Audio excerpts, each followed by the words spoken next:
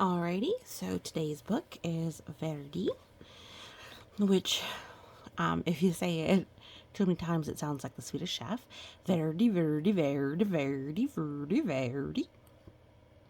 Which I'm pretty sure has to do with green, because verde is green in Spanish. It's by Janell Cannon, the creator of Stella Luna, which I also have a video of. Really great, beautiful story. Love it. I like the cover on this one because our titular character, Verdi, titular means the title is their name, is shiny.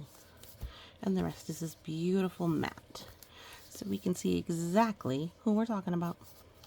Now, you might wonder why the name Green when he's a yellow snake. Look at that cute little sneaky. Sneaky. Now, published by Harcourt Inc. Do not touch wild animals. Many snakes are harmless, particularly green ones, but yeah, just don't touch. No touchy. No touchy. Okay? Remember, we do not touch animals that are strangers. But Verdi, Janell Cannon, published by Harcourt Inc. And it has a special thanks. A special thanks to Clay Garrett, herpetologist. That means someone who studies snakes. At the Dallas Zoo for 10 years, an editor of Vivarium magazine. That's a magazine's name. Robert Brock, senior keeper, reptile exhibit at the San Diego Zoo. Karen Weller Watson, word surgeon. Have you seen snakes at the zoo? Remember, most of the snakes at the zoo are going to be behind glass, so you are perfectly safe. If they come out, they're probably with a responsible zookeeper, and so still are safe. I like this one because it's kind of clever. We have our snake up the stick and little baby snakes. It says, for my striped friends Rita, Ben, Melissa, and Kaylin, and for my fellow hatchlings, Pat, Kathy, and Tim, with love. All right. Look at our pretty, pretty yellow snake. On a small tropical island, the sun rose high above the steamy jungle. A mother python was sending her hatchlings out into the forest the way all mother pythons do. Grow big and green as the tree's leaves, she called to her little yellow babies as they happily scattered among the trees. But Verdi dawdled. That means he lingered, he was slow, he took his time, he didn't want to go off. Alright, my little octopus, he's green and happy. Alright, let's see here. He was proudly eyeing his bright yellow skin. He especially liked the bold stripes that zigzagged down his back. Zigzag is this design. It goes zigzag, zigzag, zig, like a Z. Why the hurry to grow up big and green, he wondered. Maybe some of the older snakes in the jungle could tell him. Verdi ventured into the treetops to look for them. He says, look how beautiful I am. I'm gorgeous as I am. See, here's all his little siblings. Jump, jump, jump, jump, jump, jump. What's the rush to grow up? Oh, big green snakes. Alrighty. Umbles, Aggie, and Ribbon were lazing on some branches nearby. Verdi peered at their droopy green bodies. Droop, droop. So it's kind of limp. It's not polite to stare, chided Aggie. Umbles burped and groaned. It's taken nearly 4 weeks for that last lizard to digest. I surely do like lizards, but lizards don't like me. Why don't lizards like you? Asked Verdi. Don't interrupt, Umbles grumbled. Dear me, whined Agley. If I don't shed soon, this itchy skin will drive me bananas. Verdi tapped a tune with his tail as he waited to speak. Stop that, Verdi. It makes me nervous, Ribbon complained. Besides, you'll never grow up to be properly green, always interrupting and constantly fidgeting. Verdi couldn't imagine being in such a hurry to be like them. And he really wanted to keep his sporty stripes. Hoping to find snakes that weren't so boring, Verdi slipped away. Gosh, they really didn't even want to listen to him, did they? Talking about digestion and calling him rude because he was getting a little impatient. Waiting is hard. Dozer was snoring in a tree and not far from the others. Hello, said Verdi. Do you want to climb trees with me? I'm tired, Dozer growled. Go do a few laps around the jungle, okay? Verdi's heart sank. Greens were not only lazy and boring, they were rude. Look at that face. He's like, how rude. I love the size difference. So tiny.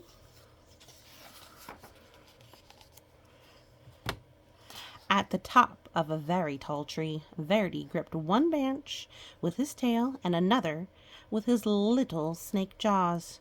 I will never be lazy, boring, or green, he thought. I will jump and climb and keep moving so fast that I will stay yellow and striped forever. Then Verdi let go. All right, see, he's slithering up the branch, and then he's got the branch pulled back. He's really tight. And he's launched into the air. Whee! Look at his little mouth. He is having a ball. Whee! Oh, look at him in the distance. From a distance, the Greens watched. Oh my, they chorused. Ribbon shook his head. At this rate, he'll be lucky to make it to his first molt. Aggie nodded. He's likely to put out an eye on our branch. Umbles moaned. Oh, he may not live to turn green. Oh, look at them watching that happen. I love his little like, wee! Wee! Not safe, but it's a story, and he's a snake, so he can do what he wants. But one day, Verdi's skin began to peel, revealing a pale green stripe stretching along his whole body. Gawk! He gasped. How can this be? I'm the speediest snake in the jungle, and I'm still turning green. He raced down to the river, grabbing up a mouthful of rough leaves. He's going to try and scrape off all the green scales, but that's not what's happening. The green's not mold. It's not something he washes off. It's part of him growing up. Oh, but let's see what he does. Verdi flung himself into the water. If I can't run this green off, I'll scrub it off, he thought. Look at him. I look at his little like wiggle with his tail and everything. Oh, she's so... Yeah, the artist is so amazing. I love this. Like... And you can see the little wiggle waggles of the head. So... Oh, Verdi. We all gotta grow up. Alright? His frantic splashing caught the eye of a large bottom feeder. cruising the murky depths. Yum, the old fish hummed. Lunch. Uh-oh, uh-oh, uh-oh, uh-oh. What's gonna happen? What's gonna happen? Well, I'll have the little beep. Before the fish could haul Verity under, the frightened snake bit him on the nose.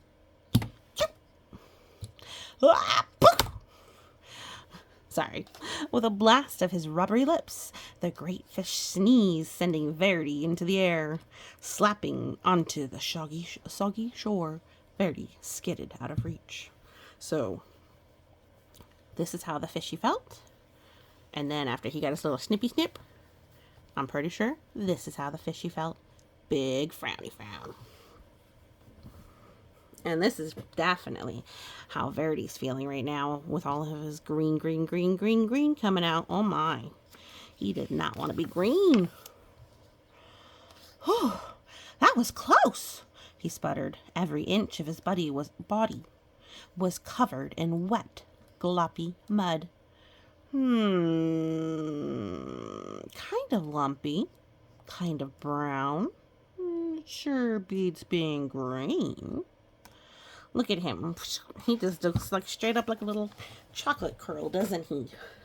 Or maybe just a mud ball with his little yellow eyes peeking out. He left the mud on. Oh, look, he's leaving a trail. Do you think that'll fix it? No. But let's see what he does. But the soft brown muck dried into a hard gray shell, and Verity could barely move. If he even budged, the stuff cracked off in jagged chunks. As each piece fell away, Verity could see his body was even greener than before.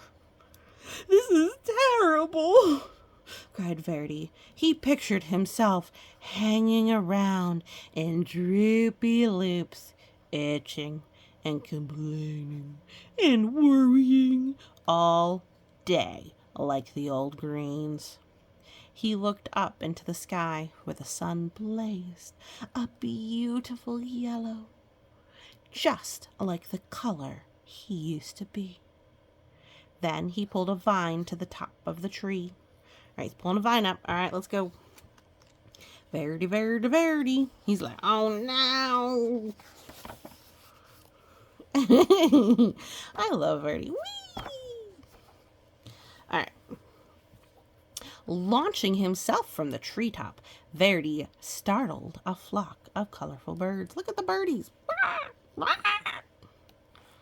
He became dizzy with delight, sure the bright sun and his lofty speed would turn him golden again. In his joy, Verdi forgot he would fall back to earth. All that goes up will come back down. Thus is the law of gravity here on Earth. Poor Verity. He looks so cute, though. He's like, spring, like a little spring. But he's gonna go thump, ba-dum-bump. All right. Hopefully he can be okay. Let's see. Oh, no. Oh, no, he doesn't look well at all. Oh, my goodness. Whippity, whappity, flip, flap, wham! Plummeting through the trees, Verity landed in a crooked sprawl across a log in the forest floor, or on the forest floor. He couldn't move. Oh, he croaked. Oh, look at him. He's quite hurt. See, and that's why we don't jump out of trees. People get hurt.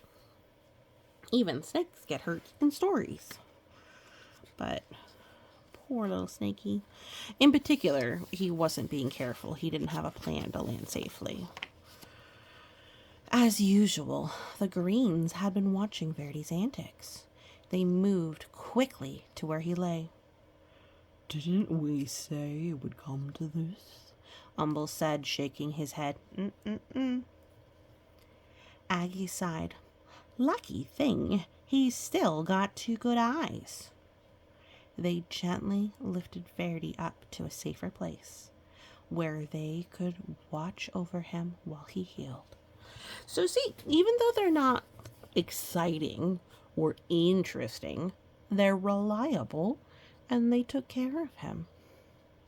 Sometimes the adults in your life aren't necessarily the most exciting or adventure filled, but they may care for you and want to protect you and help you when you need it. So if you need help or consultation, someone to talk to, look to trustworthy adults around you. Maybe you don't want to be them, but that doesn't mean they can't be there for you. You see, here they are, checking on him. Poor little Verity, he's having some problems. It's all right, buddy. You're gonna be okay. Neatly splinted. So splinted is, or splinting, is where you tie something down to something else to keep it straight. So if you have a broken leg, they splint it to keep it still. Or a broken finger, they'll tie it to something to keep it straight, to keep it immobile, to keep it still, so it won't hurt itself again while it's healing. So that it'll heal correctly. Neatly splinted to a branch, Verdi had no choice but to listen to the greens as they gabbed. Because remember, he got bored and he left last time when he talked to them. Remember how I used to streak across the forest floor? Ribbon asked. Quick as lightning, answered Aggie, and I climbed giant trees like they were nothing. They grew taller then, you know. The things I dared to run down and swallow, Umbles bragged. Wild boar were no match for me. Umbles, I think that might be an exaggeration. Wild boar are, they're the size of large dogs. At the, if not bigger. So I don't think a snake could just... Verity, but we'll see. Verity was astonished. You used to run and climb and hunt giant pigs? What happened? Ribbon crashed, just like you. Aggie replied, I took a terrible fall and almost put an eye out. Then old Umbles here nearly choked to death. So he was eating too big, and so he started choking on it. That's why you take little bites. Now, snakes swallow their food whole, so it's a little different for them. But you should always take small bites and chew them well. Now, we all prefer the quiet life. A warm perch, a little sunshine, and an occasional good meal. The greens rambled on about their days of glory, and Verdi settled in on his branch. See? They were once exciting and interesting, even though they like a quieter life now.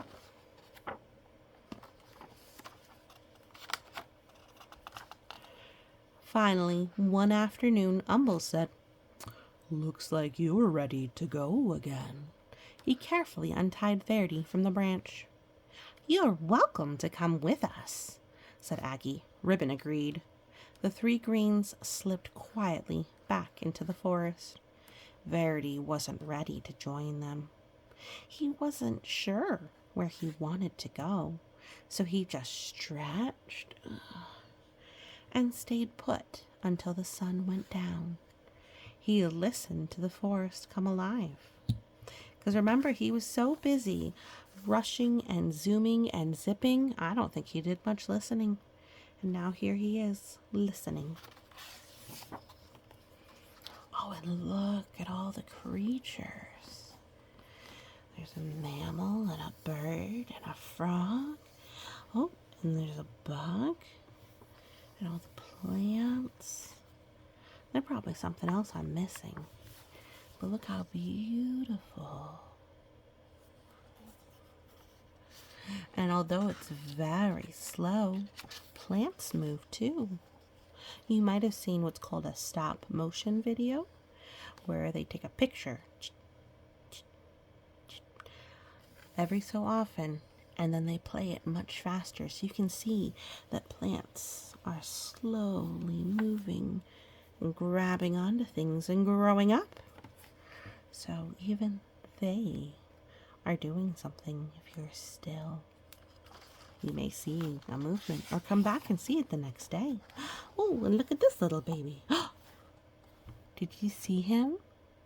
Did he surprise you? Can you see Verity?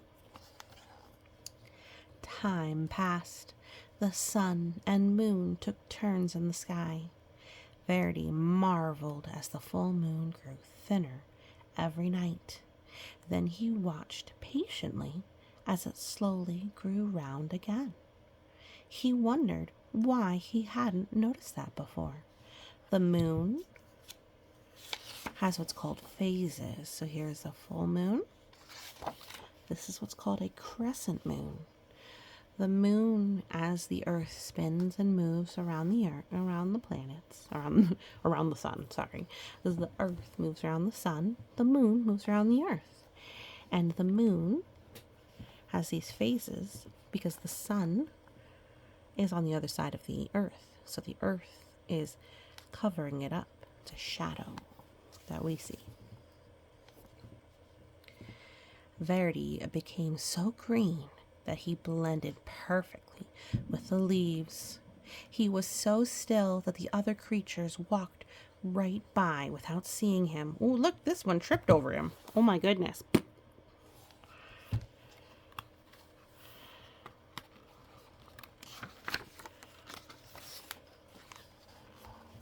One fine morning, as Verdi basked in the sunshine, two small yellow snakes approached. They tapped and fidgeted as they stared. "Get a load of that old green guy," one of them whispered. "Do you think he ever moves?" The other snickered. "I seriously doubt it." "Look at him." They're just like how I used to be, thought Verdi. And I'm now what I was afraid to be. He looked at his big green body and smiled and slowly smiled. "How would you like to climb trees with me?" he asked. "With you?" The yellows were astounded. Surprised, "Really?" "I'll even show you my fancy figure 8, Verdi replied, although he was a little worried about putting his eye out. He's gonna go and be. See? Even if you're a grown-up adult doesn't mean you can't have fun. Look, they're doing figures 8s. With practice, the three snakes performed a perfect triple figure 8. Leaping and looping with his little striped friends, Verdi laughed. "I may be big and very green, but I'm still me." Look, they're the circle, and then they're the figure 8. So this got a bunch of snake notes. And it talks about how there's little snakes and big snakes and all kinds of things. And snakes are from a distance. Yeah, so snakes are like many wild animals where if forced to, they will get scared and hurt you, attack you. So stay away from them, but they're pretty cool. And more importantly, the lesson, the moral of the story, as it were, is that you can be whatever you want to be when you grow up. If you want to say adventurous, sure. If you want to be, if you're okay with growing up to be a little boring, that's fine too. So, I'm happy being green. Beep, beep, beep. Yep, yep, yep, yep. So, I love this story. So, I hope you enjoyed it too. Thank you so much for listening, and you have a great day.